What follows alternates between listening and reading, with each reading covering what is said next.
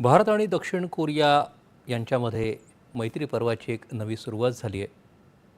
या दोघांमधले मैत्रीपूर्ण संबंध केवळ राजनैतिक नाही आहेत, ते सांस्कृतिकसुद्धा आहेत आणि काळानुसार ते परिपक्व होत आहेत. भारत आणि दक्षिण कोरिया यांचे संबंध केवळ आधुनिक राजनैतिक पातळीवरच नव्हे तर प्राचीन सांस्कृतिक धाग्यांनी देखील जोडलेले आहेत. 2010मध्ये संबंधांना धोरणात्मक भागीदारी हा दर्जा दिला होता, तर 2015मध्ये पंतप्रधान नरेंद्र मोदी यांच्या कोरिया भेटीदरम्यान त्याचं विशेष धोरणात्मक भागीदारीत रूपांतर झालं आहे. नुकतीच नवी दिल्लीत पंतप्रधान नरेंद्र मोदी आणि दक्षिण कोरियाचे राष्ट्रपती ली जे म्युंग यांची भेट झाली. ते याचंच द्योतक आहे. ही मैत्रीपूर्ण भेट दोन्ही देशांच्या इतिहासातील महत्त्वाचा टप्पा ठरली आहे. भारत आणि दक्षिण कोरियामध्ये खेळ, संस्कृती आणि उद्योगांना चालना देण्यासाठी नवे करार झाले. व्यापार वाढवण्यासाठी आर्थिक करार आणि तंत्रज्ञानासाठी डिजिटल सेतू अद्ययावत करण्यावरती दोन्ही देशांनी सहमती दर्शवली. पंतप्रधान नरेंद्र मोदी आणि दक्षिण कोरियाचे राष्ट्रपती ली जे म्युंग यांच्यातील चर्चेनंतर नवी दिल्लीत या करारांवर स्वाक्षरी करण्यात आली.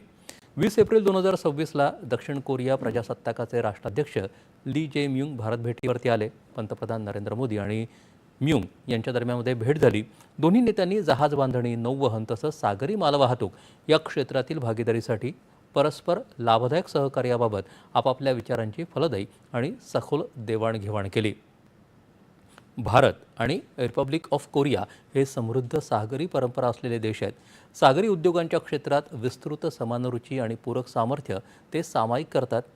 भारताचा जलद आर्थिक विकास आणि त्याच्या अर्थव्यवस्थेचं झालेलं आंतरराष्ट्रीयकरण लक्षात घेता भारताची सुरक्षितता आणि समृद्धी यासाठी सागरी क्षेत्राला फार महत्त्व आहे.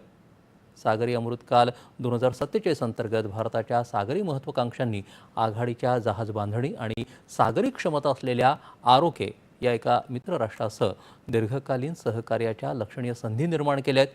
दोन्ही बाजूने हे मान्य करण्यात आलं आहे. भारताचं बंदरं, जहाज बांधणी आणि जलमार्ग मंत्रालय आणि कोरिया प्रजासत्ताकाचं महासागर आणि मत्स्य व्यवसाय मंत्रालय यांच्यात झालेल्या बंदर विकासातील सहकार्यासंबंधीच्या सामंजस्य कराराचं दोन्ही बाजूंनी स्वागत झालं. त्यामध्ये पायाभूत सुविधांचा विकास, ज्ञानाचं आदानप्रदान इत्यादी सहकार्याचा समावेश आहे. यामुळे कोरियन बंदर विकासक आणि टर्मिनल ऑपरेटर्सना पुढील 5 वर्षांसाठी अंदाजे 13.3 अब्ज अमेरिकन डॉलर्स खर्चाच्या भारताच्या मजबूत सार्वजनिक खाजगी भागीदारी यांत्रिकीकरण योजनेत सहभागी होण्याची संधी मिळणार आहे. त्याचं यामध्ये 23 दशलक्ष TEU क्षमतेच्या आपल्या महाराष्ट्रातल्या वाढवण कंटेनर बंदराचाही समावेश आहे. पर्यावरणपूरक राष्ट्र म्हणून दोन्ही बाजूंनी पर्यावरणाच्या संदर्भात शाश्वत विकासासाठीच्या 2030 अजेंड्याची एकात्मिक पद्धतीनं अंमलबजावणी करण्याच्या आपल्या वचनबद्धतेचा पुनरुच्चार केला आहे. हे उद्दिष्ट साध्य करण्यासाठी दोन्ही बाजूंनी पर्यावरणीय बाबी आणि हवामान बदल यावरती सहकार्य करायला प्रोत्साहन देण्याचा निर्णय घेतला. त्यामध्ये जमीन, हवा, पाणी, जैवविविधता आणि कचरा यासारख्या नैसर्गिक संसाधनांच्या शाश्वत व्यवस्थापनाचा समावेश आहे. सध्याच्या या तंत्रज्ञानाच्या युगामध्ये भारत आणि कोरियानं डिजिटल सेतू या उपक्रमाची घोषणा केली. AI, सेमीकंडक्टर आणि IT क्षेत्रात सहकार्य करण्यासाठी भारत कोरिया डिजिटल सेतू सुरू करण्यात येत आहे.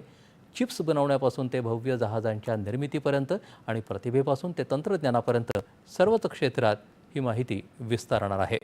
दक्षिण कोरियानं आता आंतरराष्ट्रीय सौर आघाडी आणि हिंद प्रशांत महासागर उपक्रमामध्ये सामील होण्याचा निर्णय घेतला आहे. हा निर्णय केवळ पर्यावरणासाठीच नाही तर जागतिक शांततेसाठी देखील महत्त्वाचा आहे. हिंद प्रशांत क्षेत्र हे शांत, प्रगत आणि सर्वसमावेशक असावं असं एक समान दृष्टिकोन दोन्ही देशांकडे असणार आहे. भारत आणि कोरियाचं नातं 2000 वर्ष जुनं आहे. अयोध्येची राजकुमारी सुरीरत्ना आणि कोरियाचा राजा किम सुरो यांची शौर्यगाथा ही आपली सामायिक ओळख आहे. आजच्या काळातही हे बंध तितकेच मजबूत होत आहेत. सध्या भारतातील तरुण वर्गात K-पॉप आणि कोरियन नाटकांची मोठी क्रेज आहे, तर दक्षिण कोरियात भारतीय सिनेमा आणि आरोग्यासाठी उत्तम असा योग यांना आदराचं स्थान मिळत आहे. हे सांस्कृतिक आदानप्रदान दोन्ही देशातील जनतेला अधिक जवळ आणत आहेत.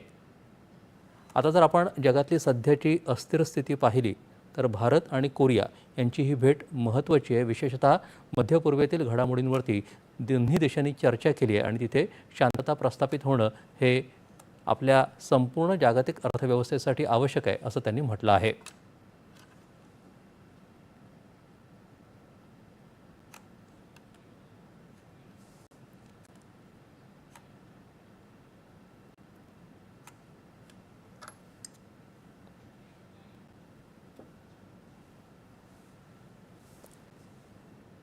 कोरियाचा विषय झाला. आता आपण